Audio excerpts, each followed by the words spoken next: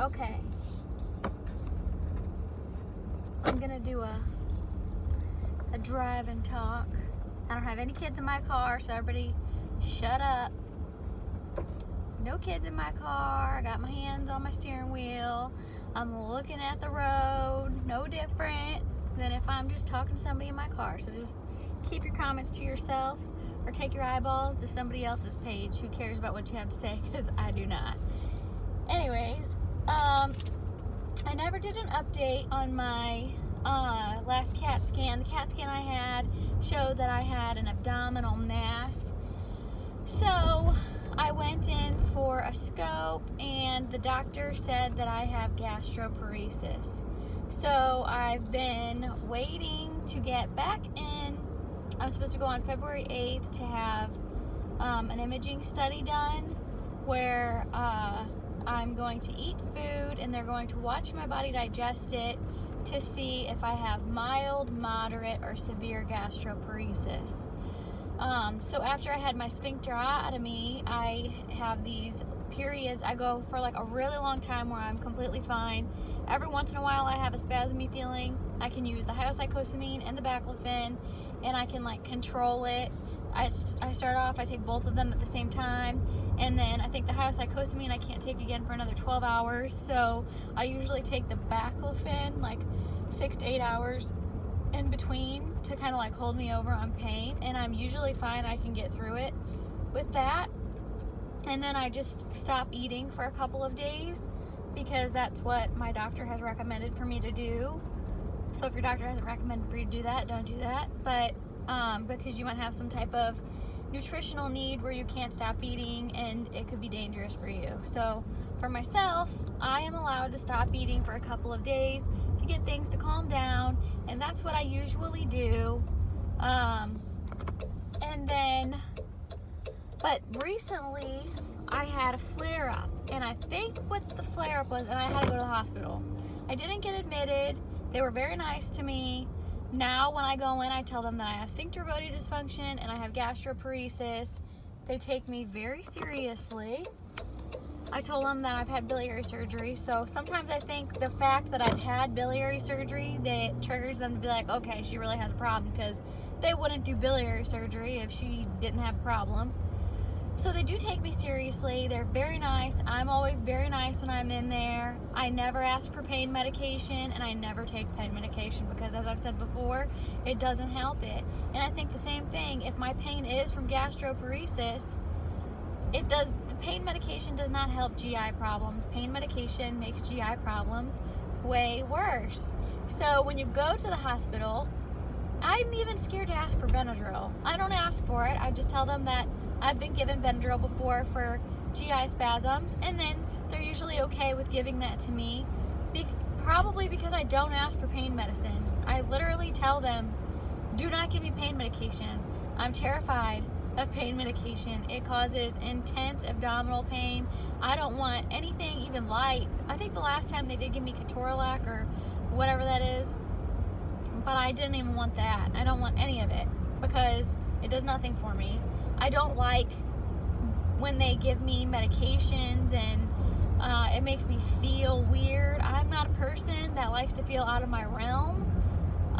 So I guess maybe that's why I'm fine with not having pain medication, because I don't like the feeling at all. It makes me anxious, and I like to be in my mind and have control of my feelings and talking, and I like to have control of myself. I don't like to feel like that.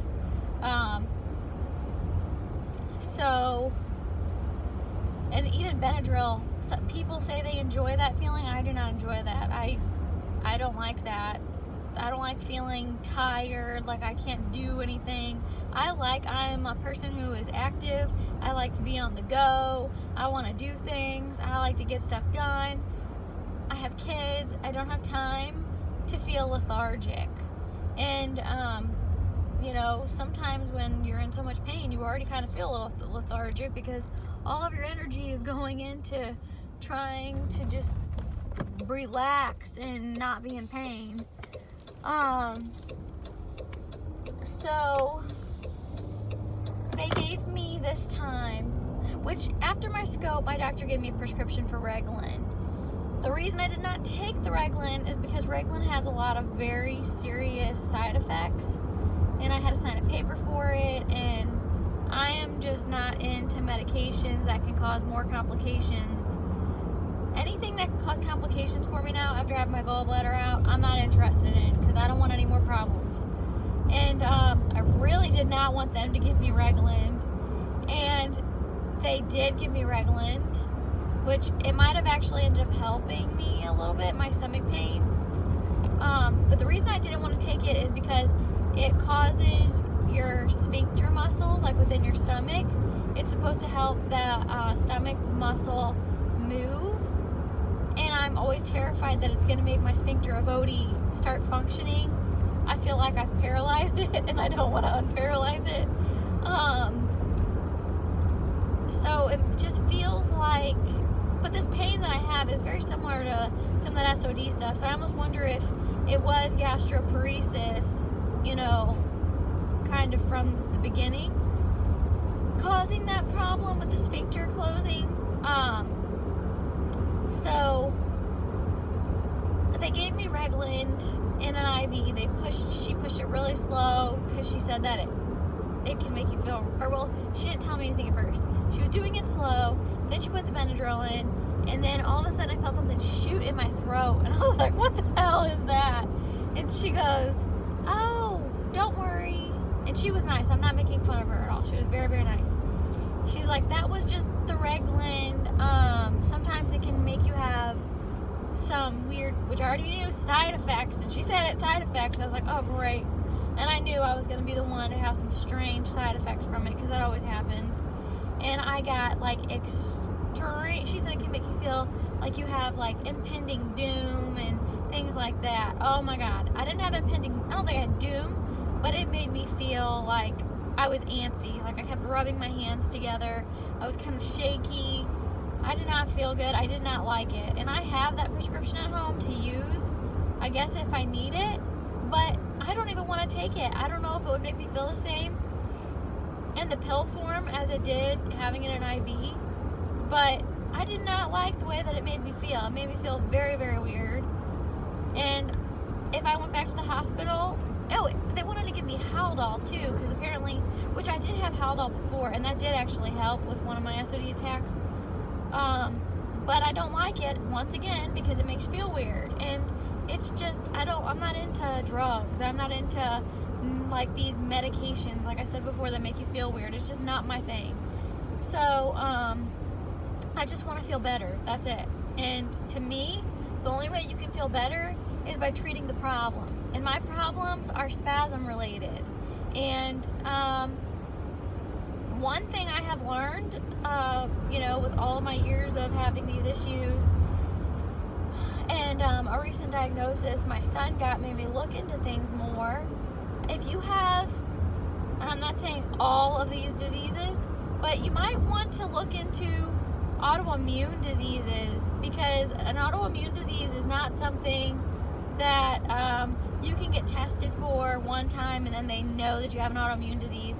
From what my doctor has told me, autoimmune diseases are actually very, very hard to diagnose. So it's something that you need like a lot more in-depth research into. And I was looking, and I've had a lot of people say that they think I have an autoimmune disease. And it's, some of my labs come back weird, but then they haven't got a definitive like autoimmune disease. They do run in my family. But lupus can cause you to have spasm problems.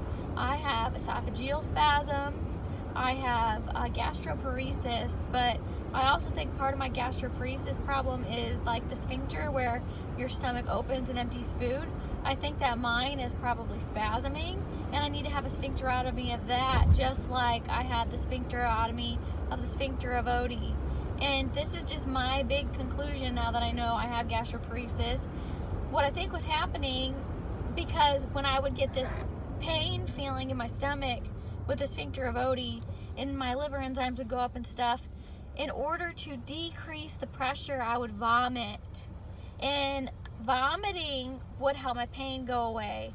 So I think I was having a spasm at the end of my stomach, but the amount of food that's sitting in my stomach, because if you have delayed emptying, you just have like this, all of this food sitting in your stomach, and like you just keep eating and it just keeps packing in. So essentially you end up with like this big ball of food in your stomach. And when it gets like that, it starts pushing on other things. And I think that it was actually shutting off my sphincter of Oddi, because I would vomit and then the pain would go away. So it was like as I emptied my stomach and there was less pressure, then some of the pain would go away. They did the sphincterotomy, and now when I get these kind of like pain episodes, I don't have I have pain and it's uncomfortable, but it's not like what it used to be. So I'm going to talk to my doctor after I get my gastric emptying study about having a sphincterotomy done. There's a name for that surgery. I can't think of what it's called right now. But I'm going to have a sphincterotomy done at the end of my stomach. And honestly, I think if I can like get foods to just pass through my stomach, that's going to alleviate like 98% of my problems. So, and then the last thing I want to tell you about that Reglan medication, it made me have, I do have one weird side effect. That was like quite a few days ago, 5 or 6 days ago that I had that. And I keep having like one of those stupid little eye flutters where your eye just keeps going, it feels like you're like a frog jumping up and down. It is so freaking annoying, but that is one side effect that I have of that. Hopefully that goes away. I'm glad I didn't take Reglan for longer than a one-time dose, because I would probably have some like twitch or something crazy going on now, and I don't need any of that. So that's it for myself, and then I am going to start adding to my channel some information about my son, because it might also pertain to myself once I get more genetic testing done. But my son was recently, he's evaluated by a liver transplant specialist because he's had his own problems since he was born, and we could never figure out why his liver enzymes would elevate. He'd have all these weird problems. He'd have white poop, his stomach would swell, and he was given a genetic result. He has a mutation of the mitochondria, and your mitochondria come from the mother. And it's not necessarily, your mitochondria can change throughout your life. So I could have been born with normal mitochondria, but then environmental factors could have changed my mitochondria. And then when I went on to have my babies, they mutated into something, or a disease like an autoimmune disease or something could have caused my mitochondria to change. And now my son was diagnosed with there is a mitochondria depletion and mitochondria deletion syndrome, and my son has a mitochondrial depletion syndrome. I think my daughter also has it as well, but she does have some of the side effects that go along with that. It's not a very good disease. It's very different for each person, so if you do read about it, don't think that my son is like gonna die. I don't know. I do kind of know the doctor mentioned his eyes. He could have progressive eye weakness, kind of like a muscular dystrophy as he gets older. And I have kind of always noticed something about his eyes, but I don't really know for sure. I don't know anything for sure. They found that, and then there's something about ataxia, but it said recessive, and she didn't mention that one, so I'm thinking maybe they don't think he has that. I'm not for sure. Like I said, we have to see the genetic counselor to figure all this out, but it could very well correlate to why I have all of these problems, and it's very rare, so don't think that you have mitochondrial depletion syndrome.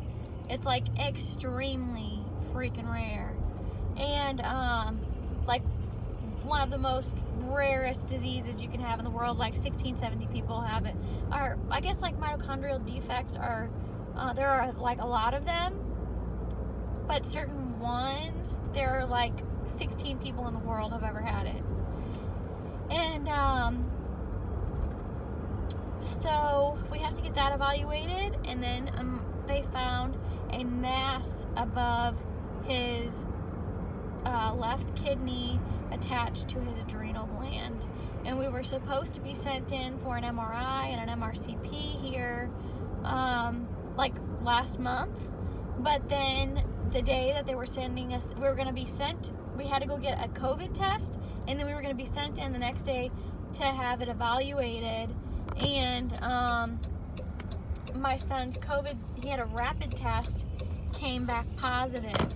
So since he had a positive test, we have had to stay in quarantine for a month, and we've been delayed on finding out if this, what they call it, is a neoplasm.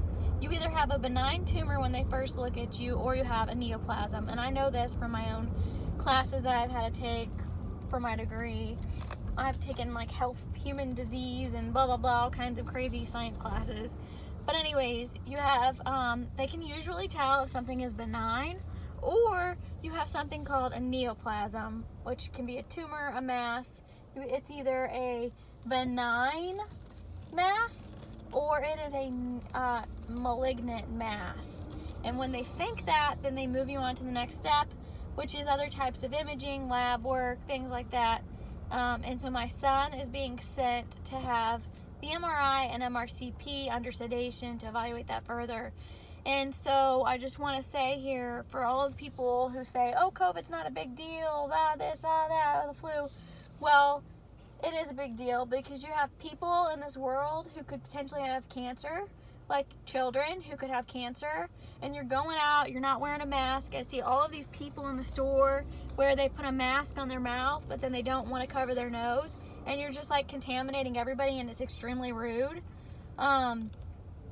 Like, it's not about you, it's about other people, because now that my son caught that, we can't do testing, and my son could have something that could be like metastasizing inside of his body, and there isn't a damn thing we can do about it. And it's very, very, it's been very hard to wait an entire month to figure out what's going on with my 4-year-old baby. And it sucks knowing that if COVID wasn't around, we would already know. But because COVID's here, and he tested positive, and it could have been a false positive, I don't know. Because he tested positive, it has delayed everything. So there are people out here in this world who are greatly impacted by COVID, and my son is one. So people really need to take time to think about those other people who do have other health problems, and be respectful of other people and their family members. So whenever you go out in public, I'm going to advocate for it. Wear your mask appropriately, wear the type of mask that's recommended, and not for yourself, but for other people. So I'm gonna get off here, and I'm gonna go into Walmart and get things that I have to get. And then hopefully here soon I will have some more updates for you. So I appreciate all of my subscribers. I'm not a very good YouTuber, but probably because my life doesn't revolve around making money on YouTube. I just like to help and give advice and try to, do a service to somebody in this world, because I know there are people who suffer like I have suffered, and my goal is to help other people, not profit off of YouTube. So thank you, and whenever I get time to comment to you guys, I'll comment, answer questions. Will try to maybe be a little more active, but I can't really promise anything because I'm extremely busy with school, kids, and gonna be going back to work, and then my son's health problems of my own. So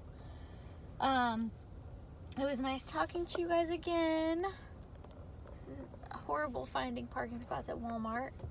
So have a good day and take care of yourself, and stay away from pain medicine. It's not good for you.